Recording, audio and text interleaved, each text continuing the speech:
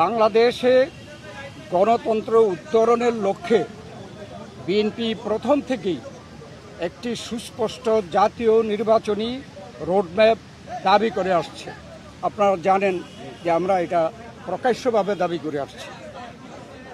সুষ্ঠু, নিরপেক্ষ ও অবাধ নির্বাচন অনুষ্ঠানের উদ্দেশ্যে সরকারের নিরপেক্ষতা বজায় রাখার স্বার্থে বিতর্কিত উপদেষ্টাদের বাদ দিয়ে উপদেষ্টা পরিষদ পুনর্গঠনের জন্য আমরা দাবি জানিয়েছি। বিএনপির প্রতিটি নেতা কর্মী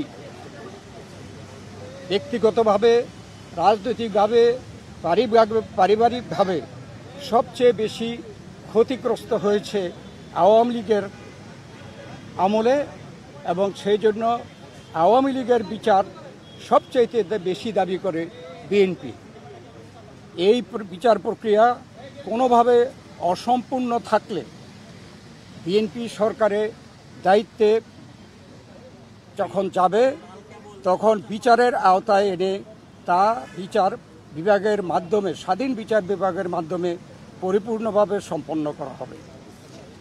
নির্বাচন সংশ্লিষ্ট সংস্কার কার্যক্রম অবিলম্বে সম্পন্ন করে ডিসেম্বরের মধ্যে জাতীয় সংসদ নির্বাচন অনুষ্ঠানের জন্য দ্রুত একটি রোডম্যাপ প্রদানের দাবি আমরা জানিয়েছি। যে অন্তর্বর্তীকালীন সরকারের মূল দায়িত্ব হচ্ছে একটি সুষ্ঠু, নিরপেক্ষ নির্বাচনের মাধ্যমে বাংলাদেশকে গণতন্ত্রে উত্তরণের প্রক্রিয়া দ্রুত সম্পন্ন করা হবে।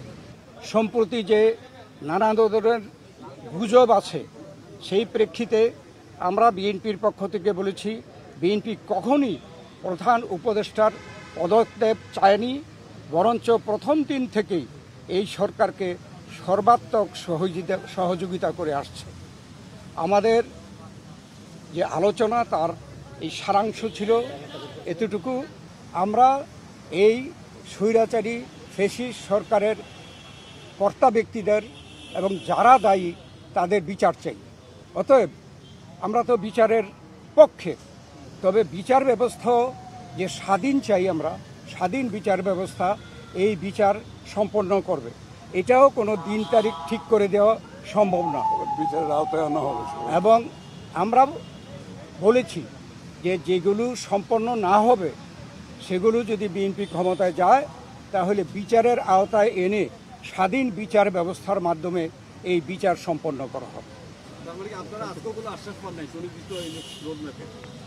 না, এটা স্পেসিফিক কোন রকমের এরকম কথা হয় নাই, উনি স্পেসিফিক জানান নাই।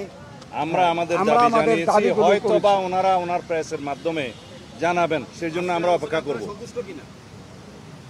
আমরা প্রতিক্রিয়া জানানোর দরকার নেই, ওনার প্রেস সেকশন কি বলে তারপরে আমরা প্রতিক্রিয়া দেবো।